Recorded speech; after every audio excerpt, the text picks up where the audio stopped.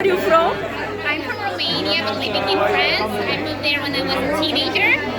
Thank you very much.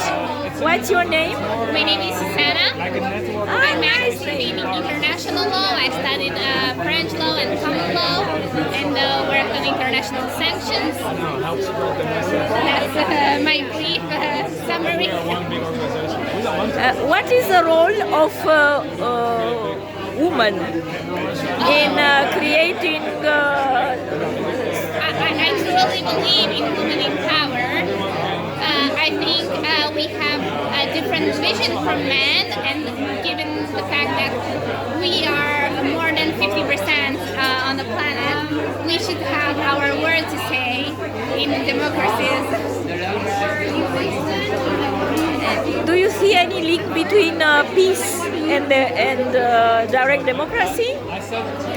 And any link between peace, structural peace or sustainable peace, and direct democracy? And what is the link? For sure, there's a link. I think there's a vertical link, not horizontal. Let's say to make it really short. The peace depends on democracy, and democracy depends on peace. So there's a dual link. Great, thank you very much. You're welcome. Yes. Excuse me, may I interrupt you? Both of you, where are you from? Where are you From the Netherlands, Netherlands. but I live in Spain. Ah, see, and you? Where are you from? I'm from Romania, actually. Ah, great. And may I have an interview with both of you about, I would like to ask you about the link between structural peace, sustainable peace, and direct democracy. If there is any link, and what do you think about this link? Structural peace, Yes, structural peace. and the other one? Yeah, structural peace means a structure which do not oppress people, because peace is not only the absence of war. Peace means peace at the soul level. You are not healthy when the state oppress you, or the multinational oppress you, or the bankster oppress you. Yeah. This is structural peace. We need a model which create peace at all levels. It's a systemic peace, at the system level. And what is the role of direct democracy in getting sustainable peace? What do you That's think? something of a question right there, huh? They put a lot of pressure, huh? And answer big questions. Yes, yes. I don't know. When you talk about peace, you also talk about war, no? So I have to think of, Ukraine. I don't think if you would have some type of large-scale direct democracy with all the people involved, and not dictators well, at least on one level in Russia, you would have a less chance of having such a big war. You would have a more nuanced conversation and more perspectives drawn into in political decision making. I think when you would have that, you would have less war. But maybe that's just wishful thinking. I don't know. Yeah, great. Thank you. Thank you very much.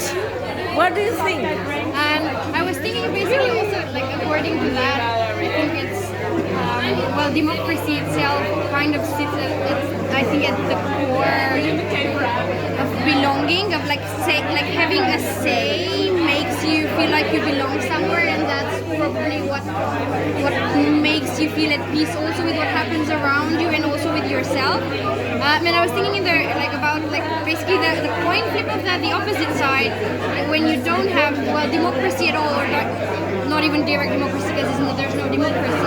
And I was thinking about the communist period in Romania, that ended in a revolution, and that was definitely not peaceful. So I'm not sure if how to describe the link between the two, but on the opposite of it, I would say that they're linked in that way. The aim? Can I Yes, add one please. thing? Yes, please. Why are you filming actually? Why are you filming actually? Why are you filming? Because Forum asked me to make a documentary, and No, I was just thinking about interests, because like war serves certain interests, It serves interests usually of a few, of some type of economic political elite, It doesn't serve the interests of regular people, That's not democracy. So if you would have an open and wide conversation that would represent a diversity of interests of people in a certain country or a certain community, then outcomes will be totally different because it serves interests of an elite. European Union was created for peace. What do you think now that Europe has to change his aim of structural peace, creating structural peace through economy and exporting development in the world? Exporting? Sorry, Development. Exporting development in the world. European Union will be able to be an actor, global actor now, dealing with democracy and peace nowadays. And European Commission is a democracy. European Commission. Well, I mean, the EU does have. Do we elect commissioners?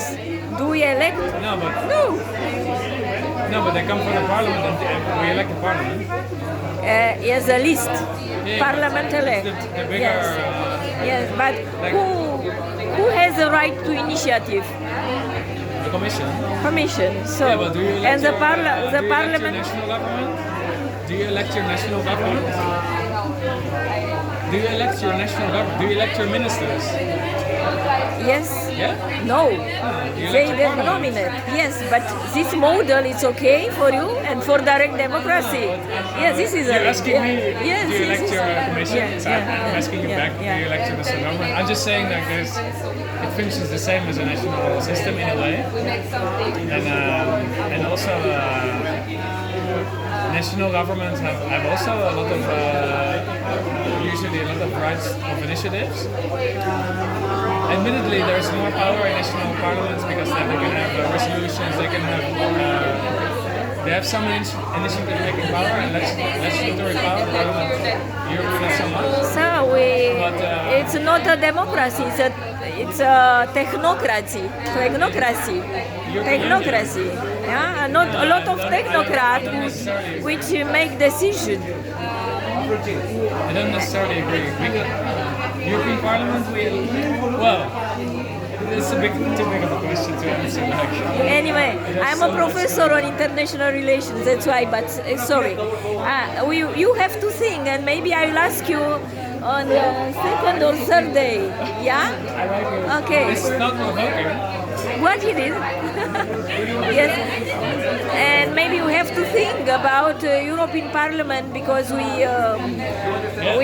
elect representatives, but we are talking here about direct democracy and how we can make direct democracy feasible at European Union level. I think that's very possible. No, that's No. going to be very hard. I think with democracy, like in that sense, it's really like the more you extend it, the difficult it becomes. Like the more difficult it gets to actually implement it. So it's really, and also it becomes less and less relevant somehow. Because if you think what applies at the European level, it's not like if there's a policy that they make, like it has to be general enough to apply everywhere. Otherwise, it's not applicable in specific places. So if you want a direct democracy, like it usually helps if people get a say, but like their actual local context can differ differ so much. Like in the Netherlands, so what happens is like if there's floods over there, you're probably like underwater. But it's not that big of an issue in the mountains in Romania. And if you give the tools like for us to make decisions for you, what happens in there, it's not not the best outcome. So and then if it's so that's why I think like there's some extent to what things that apply, and surely it's important that everyone contributes, but we also realize that like how general we go in our explanations and in our policies and what we create, so that it's inclusive of everyone. Because otherwise, if we just go and say like, yeah, this is what works for me, I want it to work for you too. So sometimes it might not, just because of how different the contexts are. And I think it's important that we realize those differences and that the tools that we implement take those differences into account. So it's not going to be something that just works. Because it's not a perfect world, and we're not all in, not even the same geographical circumstances. So it's really important to think about all of these things coming together when we make decisions about what is best for the people, not just make decisions for the sake of making them. Okay, thank you. Maybe tomorrow we'll talk more. Tomorrow or a day after, when you'll have more inspiration and you'll get more ideas. Yes, Yeah, because we need more ideas. And yeah, thank you very much. It was lovely to talk with you.